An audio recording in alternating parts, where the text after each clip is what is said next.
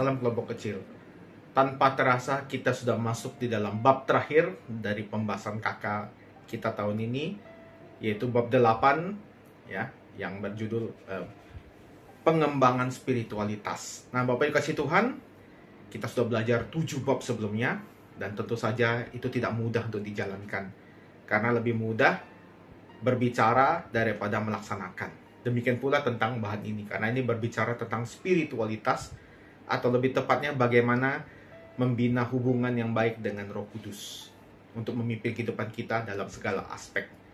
Nah, Bapak kasih Tuhan, pada bab 8 ini kita akan belajar tentang bagaimana kalau kita gagal dalam mengembangkan spiritualitas. Tentu saja manusia, kita semua adalah makhluk berdosa, seperti Roma pasal 3 ayat 23. Dan meskipun kita sudah ditebus oleh Tuhan, kita sedang dalam proses menuju kesempurnaan, bukan sudah sempurna. Maka itu tidak heran apabila kita sering kali gagal, bahkan lebih sering gagal daripada berhasilnya.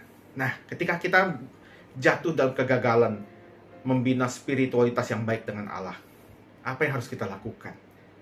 Apakah kita menyerah begitu saja dan kita mengatakan sudahlah, ini aku apa adanya? Atau apakah kita terus berjalan dan terus bergerak maju?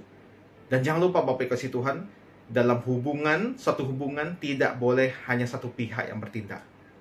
Maka Tuhan pun bertindak di dalam menjalin spiritualitas dengan kita, seperti yang akan kita pelajari di bab 8. Sebelum membaca atau merenungkan bab 8, saya ajak kita semua ya membaca Yohanes pasal 21 ayat 15-19 untuk mendasari diskusi kita dalam bab 8 ini ya. Jadi Bapak Ibu membaca terlebih dahulu, mungkin di pause dulu videonya, ajaklah anggota kakak Bapak Ibu untuk membaca terlebih dahulu. Bapak Ibu kasih Tuhan, pada bab 8 ini kita belajar dari seorang tokoh yang bernama Petrus. Petrus ini adalah seorang rasul yang sangat unik. Kenapa? Dia adalah rasul pemberani. Bahkan dia adalah rasul yang paling nekat mungkin Bapak Ibu ya. Tapi dia juga adalah rasul yang mengkhianati Yesus dengan cara yang begitu parah. Bahkan Yesus sendiri sebelum dikhianati sudah memprediksi, memberikan nubuatan kepada Petrus bahwa sebelum ayam berkokok 3 kali engkau sudah menyangkal aku 3 kali. Nah, Bapak Ibu kasih Tuhan, tentu saja sebagai seorang rasul, apalagi murid utama, Petrus pasti merasa gagal. Petrus pasti merasa kecewa, sedih, tidak enak dengan Tuhan. Dan memang kita lihat di dalam Injil bahwa Petrus ini ketika ayam berkokok dan Yesus melihat dia, maka dia melarikan diri dan pergi entah kemana. Yohanes 21 mengajarkan kita bahwa Petrus itu kembali menjalankan aktivitas lamanya menjadi nelayan. Disinilah Tuhan menjumpai dia, Tuhan mencari dia, dan Tuhan mau memulihkan spiritualitas dari Petrus. Bapak kasih Tuhan, apa saja langkah yang Tuhan lakukan ketika Petrus gagal dalam spiritualitas ini? Yang pertama, kita melihat bahwa Tuhan bukan berdiam diri menunggu Petrus datang mohon ampun, tapi justru Tuhan datang yang sendiri yang datang dan mencari Petrus. Kita lihat bahwa Tuhan Yesus sengaja mendatangi semua murid-murid yang sedang menjala ikan itu dan melayani mereka. Bahkan melakukan mujizat luar biasa pada diri mereka. Sehingga mereka pun mengenali bahwa itu adalah Tuhan Yesus yang telah bangkit. Bapak yang kasih Tuhan, itulah pola hubungan Allah dengan orang-orang yang dicintainya. Ketika Tuhan melihat kita gagal, dia tidak marah. Dia tidak kemudian membuang kita, mengusir kita jauh-jauh. Tapi dia mencari kita. Dia mencari dan dia ingin memulihkan hubungan dengan kita. Tuhan mana yang bisa seperti ini Bapak Ibu dikasih Tuhan? Itulah Tuhan kita, Tuhan Yesus Kristus. Dia datang mencari Petrus. Dia ingin memulihkan hubungan dengan Petrus.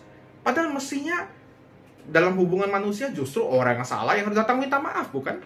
Tapi di sini Tuhan justru datang mencari dia dan memulihkan hubungan dengan dia. Itulah Tuhan kita. Demikian pula dengan diri kita Bapak Ibu. Tuhan kalau melihat kita gagal, dia tidak marah, tidak mengusir kita, tapi dia ingin kita kembali kepadanya. Ingin kembali menjalin spiritualitas dengan dia. Nah, Bapak kasih Tuhan, apakah Anda pernah gagal? Jangan khawatir, Petrus saja mengkhianati Yesus 3 kali, tetap dicari.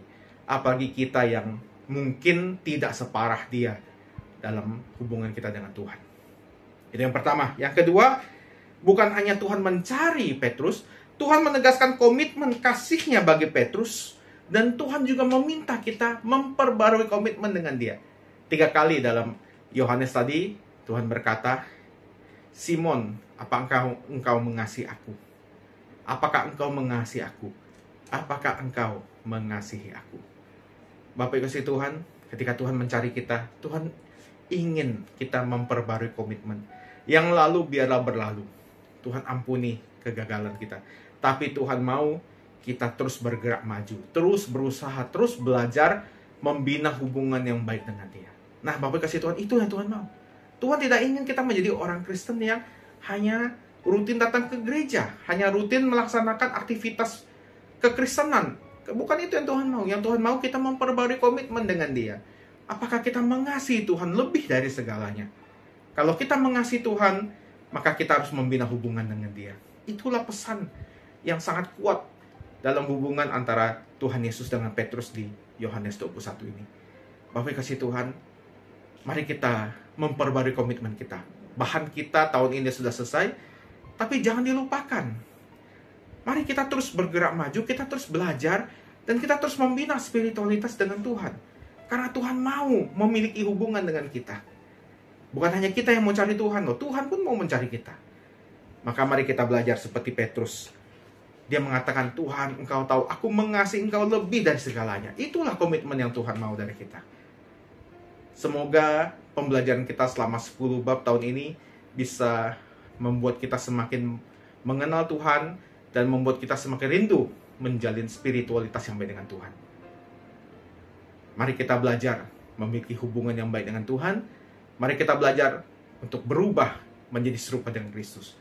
Tuhan memberkati kita semua. Sampai jumpa di KK tahun selanjutnya. Selamat berkomunikasi dalam KK. Selamat belajar bersama dalam KK. Tuhan Yesus memberkati kita semua.